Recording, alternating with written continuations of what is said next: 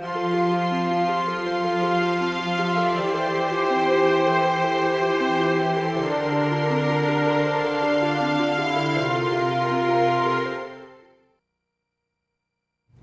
I'm Allison Laird. Welcome to BTV's tribute to Judge Taliaferro. When we think of Judge Taliaferro, we think of a true community leader.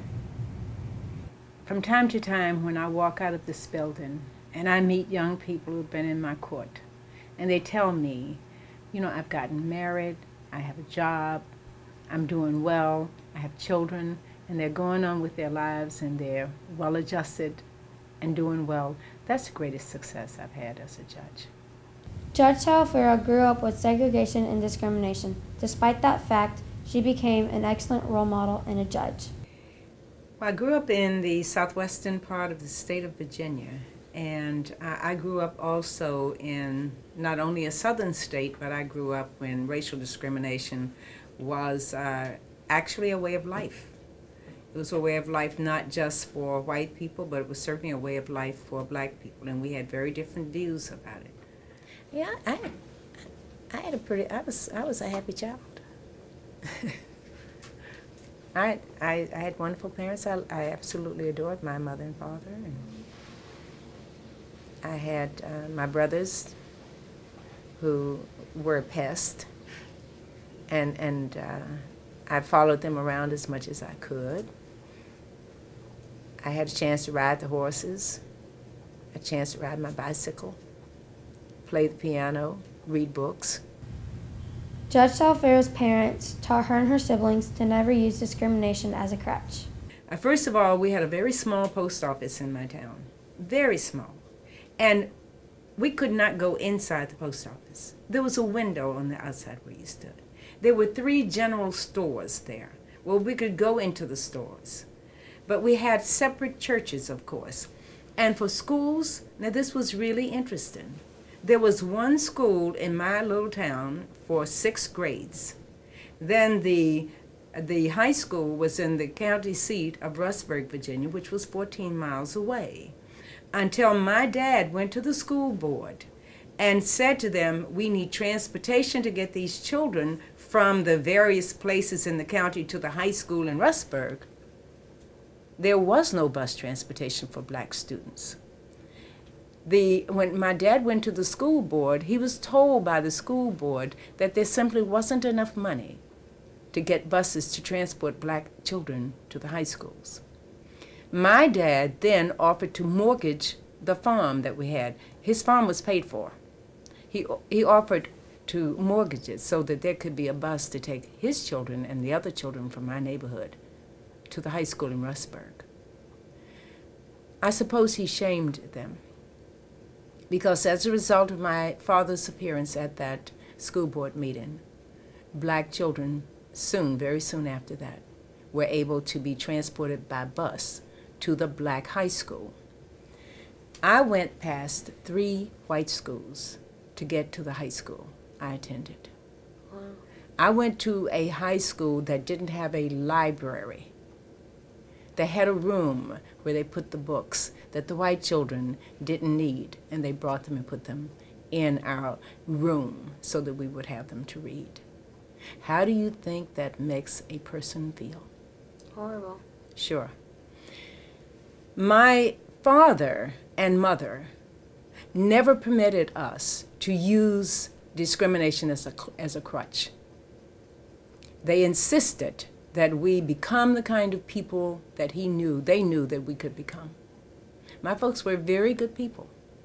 There was nothing wrong with them. There was nothing wrong with us. Color doesn't make anyone superior. This is all man-made nonsense. But it was devastating. It has been devastating to this country and devastating to a lot of people. Everywhere you went, there was a sign for, you couldn't drink out of the water fountain. There were separate water fountains. You go to the depots, and there was a sign colored and white. You didn't get past it. You had to learn to live. To accept it? No, no. You had to learn to exist in spite of it. There could be no rational reason why I would have accepted that kind of treatment. There was nothing, or not very much, that could be done about it at that time. People were being killed. People were being lynched People were being treated very horribly at that time. It was not a good time to live in this country. As she entered college, Judge Taliaferro had to face segregation. I couldn't go to the University of Virginia. My situation is very same as my husband's.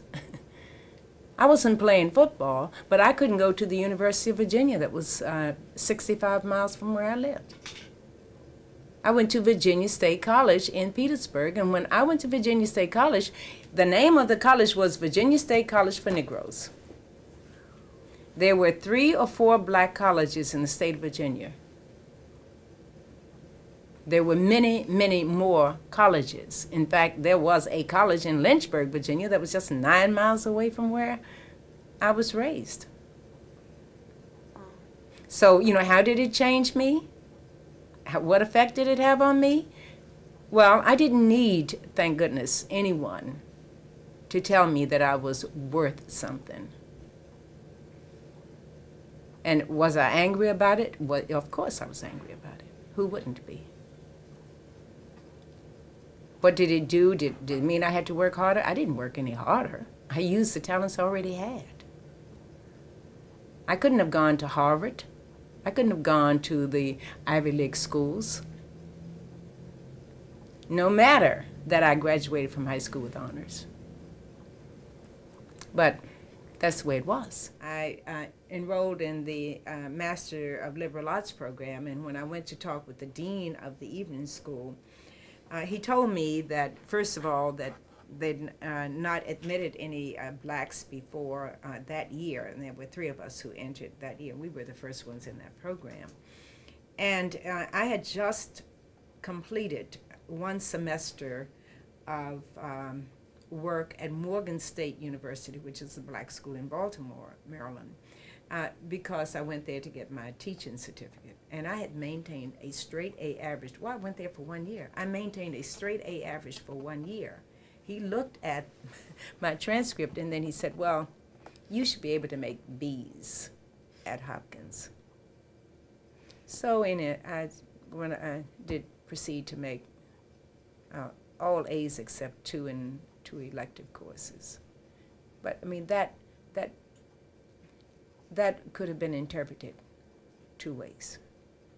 It could have meant that maybe Morgan State, as far as he was concerned, wasn't at the same level as Yale, as it wasn't. Or it could have meant that I wasn't qualified. I don't know what he meant.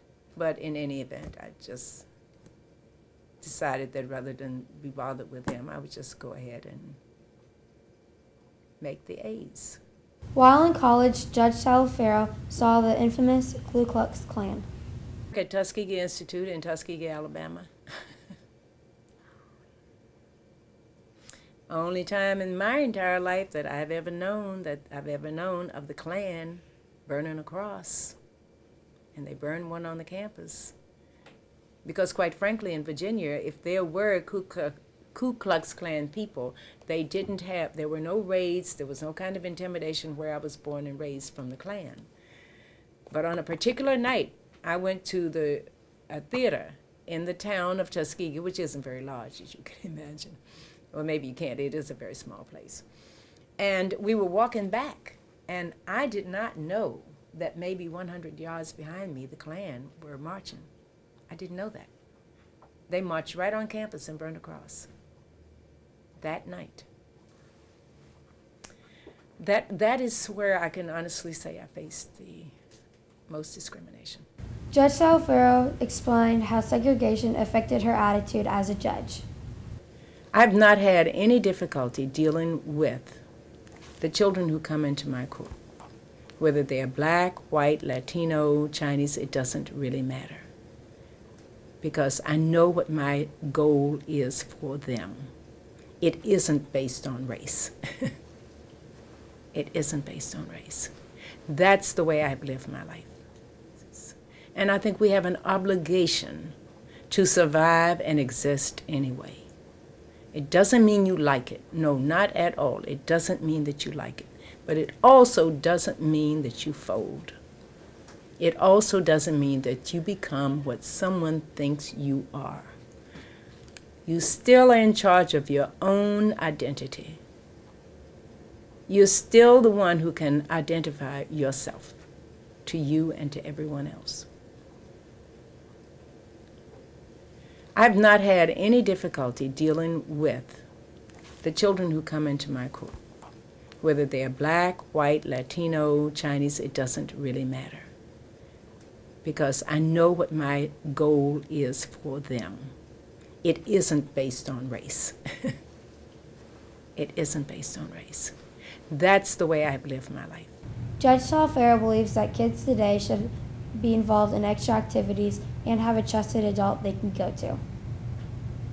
I've had very few young people in my court who are accused of committing bad acts, delinquent acts, who have been actually and actively participating in some kind of extracurricular activity.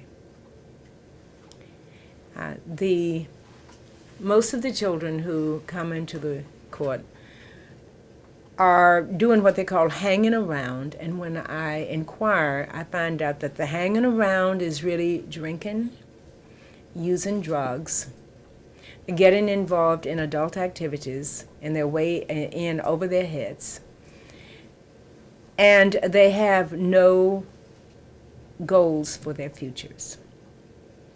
Judge Taliaferro has had an impact on all her coworkers at the Justice Building. There's an old saying that the great ones make it look so easy. Well, she's one of those people who makes it look so easy. But I always think of her with a smile on her face for some reason.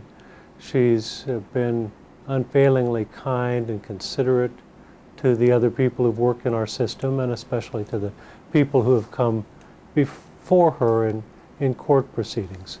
She was an excellent judge. She was caring, she was compassionate, she was intelligent, she was concerned.